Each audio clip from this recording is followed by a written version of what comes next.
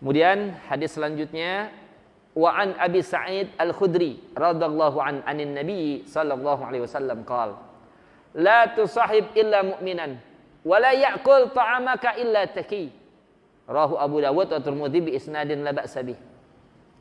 Dari Abu Sa'id Al-Khudri, semoga Allah meridainya, dari Nabi sallallahu alaihi wasallam, Nabi bersabda, jangan engkau berteman kecuali dengan orang mukmin. Nah, ini artinya larangan ya untuk menyerahkan urusan-urusan penting, kecintaan yang mendalam kepada orang-orang kafir. Tapi bukan kemudian kita berlaku zalim terhadap mereka, tidak. Bergaul dengan siapapun, tunjukkan akhlak Islam kita. Ini Islam akhlaknya begini. Demikian, ya. Apa dia agamanya Kristen, Buddha, Hindu, berteman, siapa aja kita berteman. Ya, kita tunjukkan nih Islam gini, kejujuran ada di pundak kami, ya. Amanah betul-betul kami pikul. Ya, kami kalau dibicara berjanji, ini janji nggak akan pernah kami khianati. Ini hadirin. Jadi, kenapa demikian? Karena kalau orang soleh udah nggak berbaur di masyarakat, lalu siapa yang akan menjadi contoh dan teladan di tengah masyarakat? Coba kalau masih ada orang soleh berbaur di masyarakat, paling kagak kan yang tukang maksiat masih segan. Ah, nggak enak kami dia. Dia enggak dikit-dikit diceramah melulu, ntar kita lagi ini diceramahin.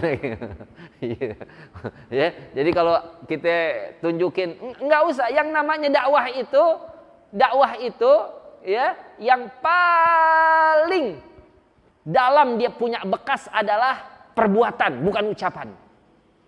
Terkadang orang kalau ngomongnya doang, lihat perbuatannya, ngomong doang. Tapi kalau perbuatan baik, dia nggak usah ngomong juga orang udah jadi, waduh, ya. Kayak contoh, kita saban hari ke masjid aja, nggak usah, ayo ke masjid, di masjid nggak usah ngomong, kita ke masjid aja tiap hari. Itu dia contoh teladan itu di masyarakat. Orang yang ke masjid jadi kagak enak, aduh kagak enak. Kenapa? Tetangga tiap azan ke masjid melulu, dia pengen keluar kagak enak. Orang yang masih ada hatinya, ya, yakni kecenderungan terhadap kebaikan, malu. Nah, hadirin. Tapi kalau kita memisahkan diri dari masyarakat, oh masya Allah. Inilah hadirin. Kenapa demikian? Karena hadirin, ya pernah pula saya sampaikan, ujian itu punya pengaruh terhadap pahala yang Allah berikan. Semakin berat ujian, semakin besar ganjaran yang didapatkan. Nih, ya. Ya kalau kita tinggal di gunung, di pesantren, santrinya emang kita didik jadi orang baik, kerjaannya ibadah segala macamnya. Kita mau jadi orang soleh ahli wirid, betul-betul riyadhah, bisa kita. Coba tinggal di Jakarta sini.